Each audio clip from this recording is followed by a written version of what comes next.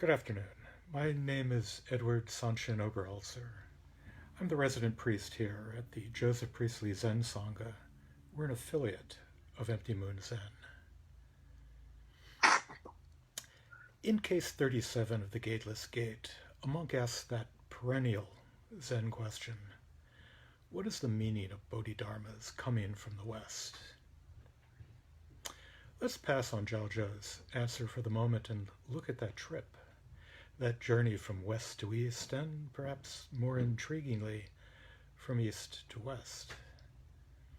We've passed Halloween, and if I may be forgiven a reference to politics, we've passed Election Day. If not election season. Thanksgiving looms before us, and then that downhill slide into the holiday season. I know that many of you are on Facebook. I know that at least some of you have seen the following meme. It's the page that encourages us to wish one another happy holidays, because there are at least 27 holidays. Now, don't hold me to those numbers. From 6 or was it 7 major religions in the 2 months or so around Christmas. And I'm here to tell you of one of them, even if it doesn't make it to that list. So let me do that.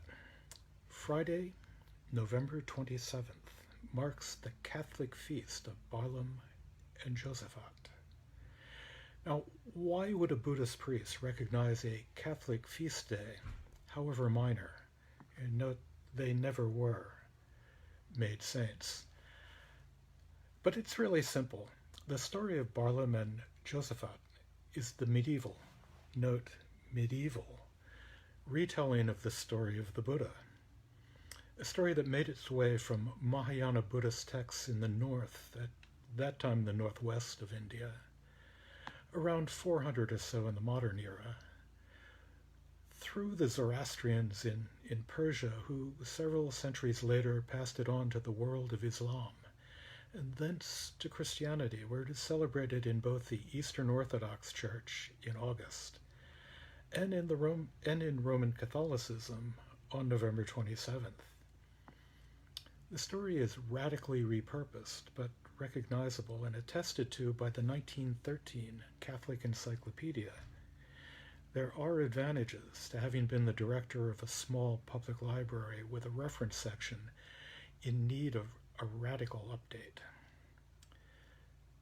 In the story, the Indian priest Josaphat, whose name is, through a long and convoluted evolution derived, according to linguists far more skilled than I, from the Sanskrit bodhisattva.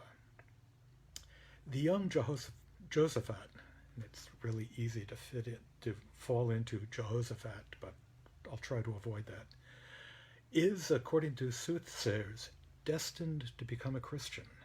His father, the king, raises him in isolation to prevent this, but is thwarted when Josaphat meets the hermit Barlam, who converts him to Christianity. All ends well with the father abdicating in favor of Josaphat, who in turn abdicates and retires to the wilderness with the hermit Barlam. You know, there are speculation that contacts went in both directions, and earlier than the story of Barlam and Josaphat, that the Buddhist ideal of the Bodhisattva who remains behind to ensure the salvation of all beings is an echo of the sacrifice of Jesus. And earlier still, the Greek pre-Socratic philosopher Heraclitus wrote or said, "Panta re," all things flow. What better representation of that central Buddhist tenet, everything changes? The armies of Alexander the Great, after all, made it to India and left behind Greek-influenced kingdoms throughout the very part of Central Asia through which the Silk Road passed, a route that brought exchanges of silks, spices, and, more importantly, ideas from and to the East. And these were often Buddhist kingdoms. One need only consider that The earliest sculptural representations we have of the Buddha were carved by Greek-trained or inspired artists.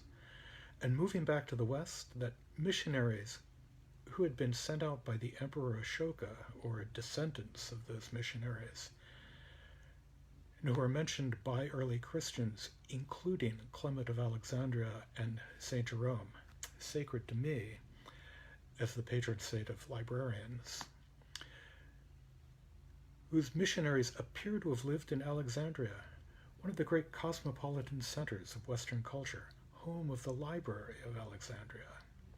So the flow went in both directions, and just as we, heirs to the Judeo-Christian traditions, might ask Zhao, what is the meaning of Bodhidharma coming from the East?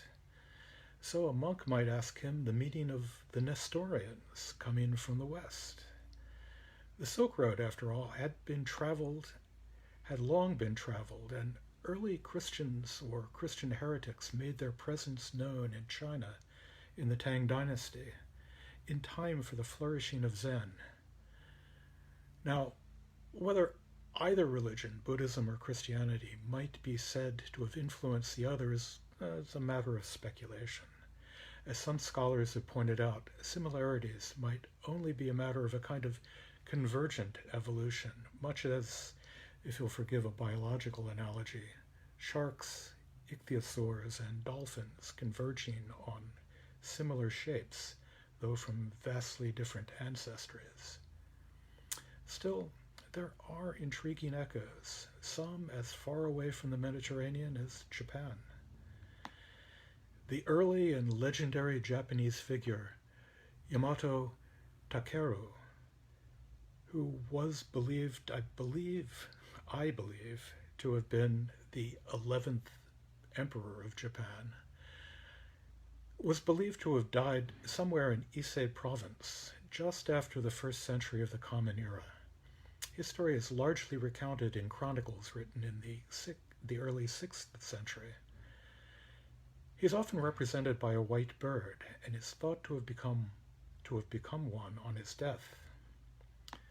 Ivan Morris, in his study The Nobility of Failure, recounts how shortly after his death, followers came to his tomb, only to find that the large stone covering the entrance had been rolled away. They entered the tomb to find the body was gone, and in its place was a large white bird which flew out into the heavens.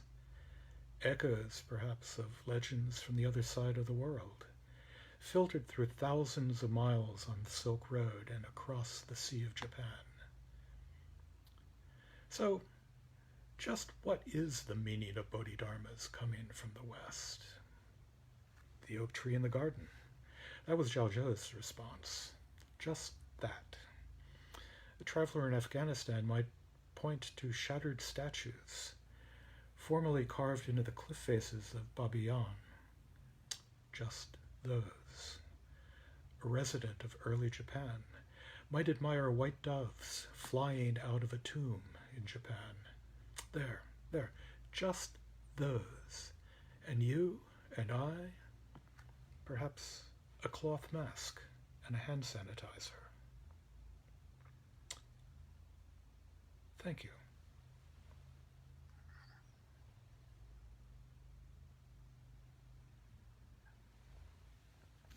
Thank you for that.